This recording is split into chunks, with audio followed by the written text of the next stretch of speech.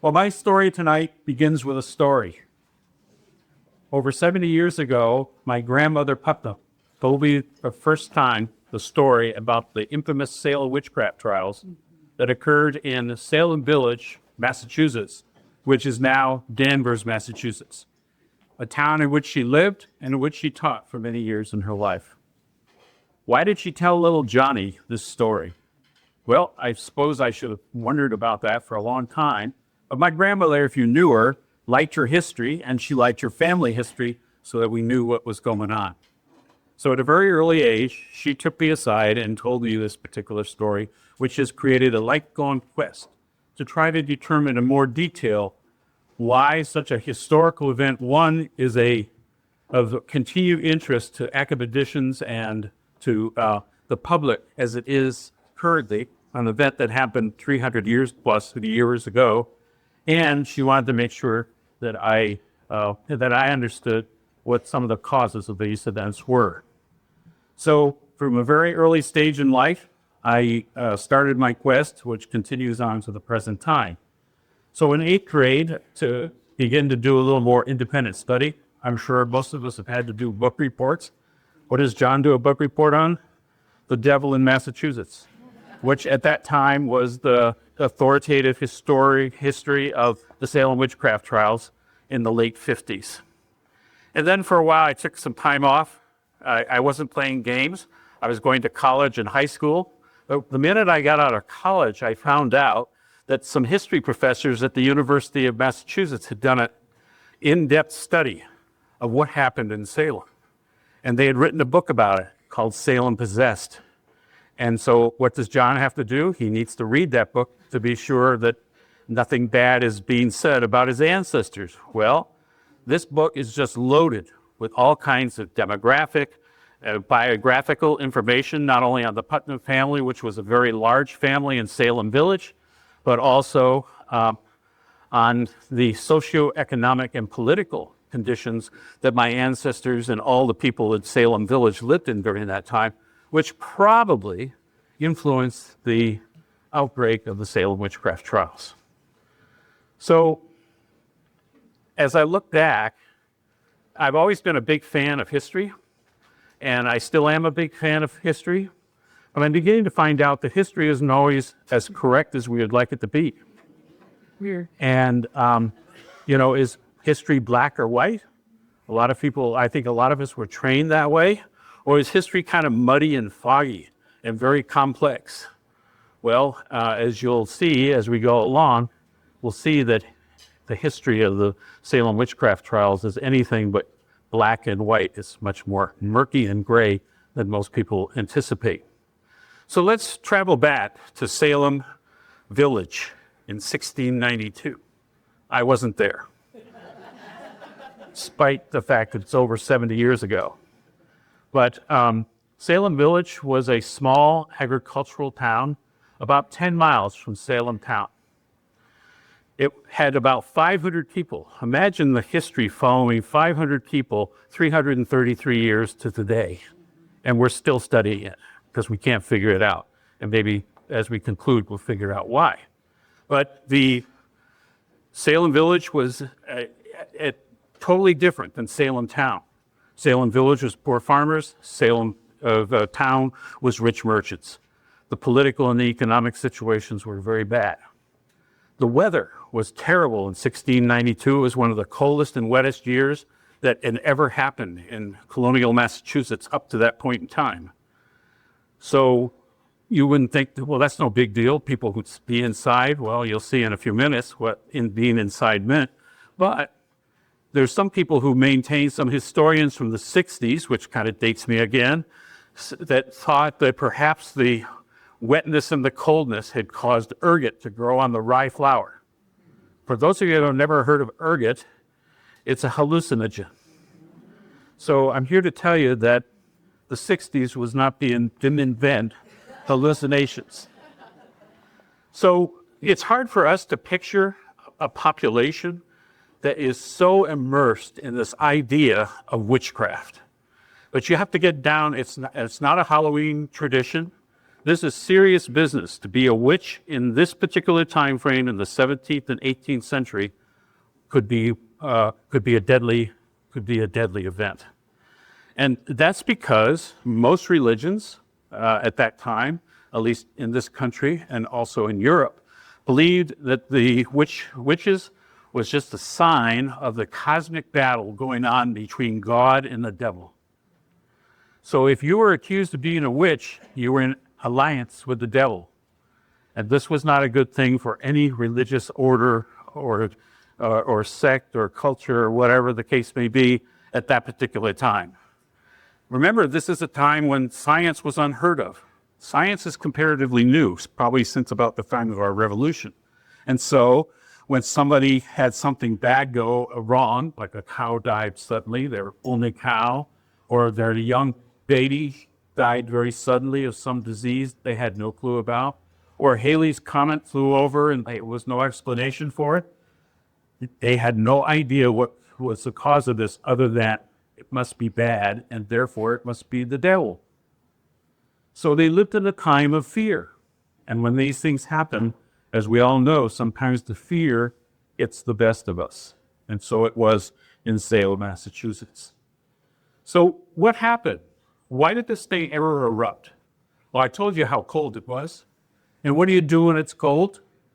Hopefully you play games, but I don't know if they play games. But there were 4 young women who sat at the knee of Tituba, who was the servant of the parish minister. And she was from the West Indies, and she told them about voodoo games and voodoo verses. So they immersed in that, and about a month later, these girls are acting real strange. They're convulsing, they're accusatory, and they're just hard to control. So the minister, what's a good minister do? You pray at first, right? Well, prayer didn't work for him. And the event continued. And so the next step was to involve some of the judicial and political authorities to try to identify additional witches. No, by the way, they did identify some additional witches. And so the first handful of people were largely from the Salem village area that were the first ones to be tried. Well, they could move forward real fast until the colony let them do some further work with the judicial system. And in May, the new governor, the new royal governor, which is the switch, came to town. It's decided to form what's called the Court of Oyer Interment. Now, that name by itself is pretty scary, isn't it? And so basically this court was designed to litigate the people who had been charged, to determine whether in fact they were in fact witches. That's a very complex and long process. We don't have time to go into that tonight, but suffice it to say, when that took place, all heck broke loose in the colony of Massachusetts, and particularly in Essex County, and all of a sudden from about 9 people, we go to about 180 people by the time it ends in September of people that are accused to be witchcraft or witches, because everybody knew that bad people must be witches. And I know that never happens in our current society, right? Anyway, so what brought an end to this process? Well, to a large extent by September, the governor's wife had been accused of witchcraft. And so no more, no less. And that ended the trials and all the activities surrounding the Salem Witchcraft Trials. But the damage had been done. So what makes Salem witchcraft so unique? 2 things. First, in a period of 4 months, we executed 20 people. The highest number of people executed in that short time point. Secondly, we accused those people using spectral evidence. Now, we all know how important evidence is, but spectral evidence, imagine going to bed tonight and having a dream about somebody persecuting you. If you came to court and I could identify the person who was causing that pain or was persecuting you, the court would take that into consideration as a sign that you were in league with the devil. Why is that? Because the belief was that only the person who was bothering you could give permission to the devil to take your position. So basically all 19 people that were hung were convicted using that spectral evidence, which is now allowed in the English system. It was done in Massachusetts. So let's talk about the casualties. 19 people hung, men and women. Oh, by the way, the popular impression is that only witches burn. That's only in Europe. But the English and the Americans thought it was more humane to hang them. And oh, by the way, there was one guy who was pressed to death. And he was pressed to death with over 2 days. And basically they kept putting rocks on, trying to get a confession out of him. And eventually he suffocated to death. And oh, by the way, 5 people died in jail because the jails at that time were horrifically bad, basically. So that's the legacy of Salem Witch Trials. So let's talk briefly about the Puttnams. So our family was divided. A lot of the popular history, if you've heard of the Putnams, you probably maybe read The Crucible or some other document, seen something on TV which talks about Thomas Putnam. Well, Thomas Putnam is a great uncle of mine, several times removed or several times distant. And basically he and his wife and his daughter Anne were the chief accusers of the Salem Witch Trials. They thought they were doing God's work and they were protecting the community. In fact, they probably had 2 other motivations. The first motivation was that they thought they had been robbed in the inheritance of Thomas's father, who had given most of the farm. He had a second marriage to Joseph Putnam, which we'll talk about in just a couple seconds. So that was one issue. And the second issue was they were trying to protect the minister, who was under private pressure at that point in time. So what about the rest of the Putnams? Well, ever heard of herd instinct? How do you hang out with a family? There's always, you try to get along, you go along. Well, the Putnams did the same thing until the Putnams realized that this was getting out of hand. And so at the point in time when Rebecca Nurse was about to be put to death, there was great dissension within the Putnam clan as to whether they should proceed with the execution. And then last but not least, Joseph Putnam. And Joseph Putnam was my 7th great uncle and the stepbrother of Thomas. Family lore is that he kept his horse saddled for the 4 months because he was so vocal that he was afraid the constable would show up one night and take him off, and that was basically the same as a death sentence back in those days. There wasn't a bond that you could do to prevent that. So the big thing that my grandmother didn't know when she told the story was she always told me a story about poor old Rebecca Nurse and how she was an innocent woman put wrongfully to death. Guess what? It turns up with Rebecca Nurse is a grandmother, which I doubt my grandmother knew at a particular time, but my genealogy research has shown that she was both a victim and also became a relative at the same process. So you never know what you're dealing with history. So let's wrap up and look at what are the lessons that this particular historical event have taught me, and why have I been so crazily interested in this particular event for over 70 years. Yes, I'm now old. It always fascinates me, and every new book that I read gives me new insights. And part of that is because history changes, doesn't it?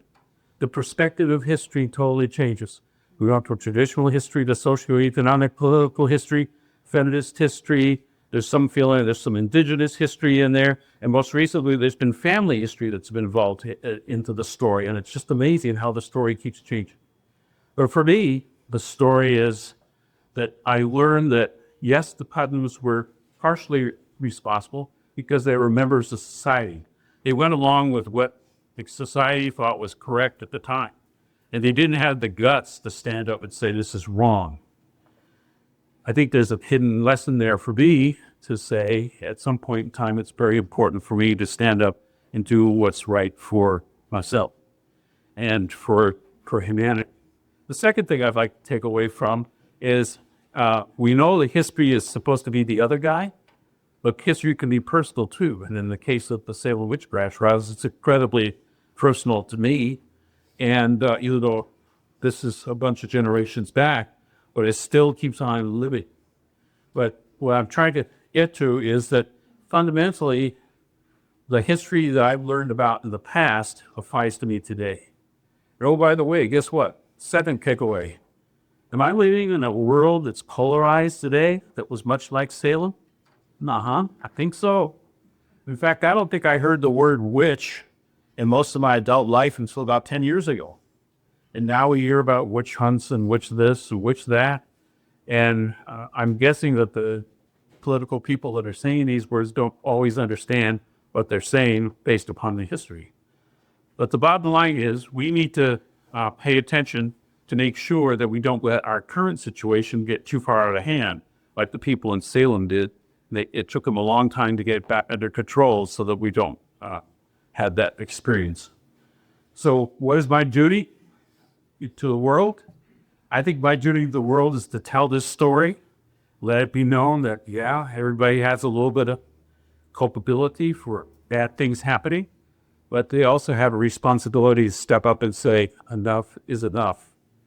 The second thing I think it's important to do is, what will our ancestors think of us 330 years from now? Will they have enough information to suggest that our generation stood up for them? So it's a key to connect the past with the present, to develop a good future so that our ancestors, our descendants, have a good life. Thank you very much.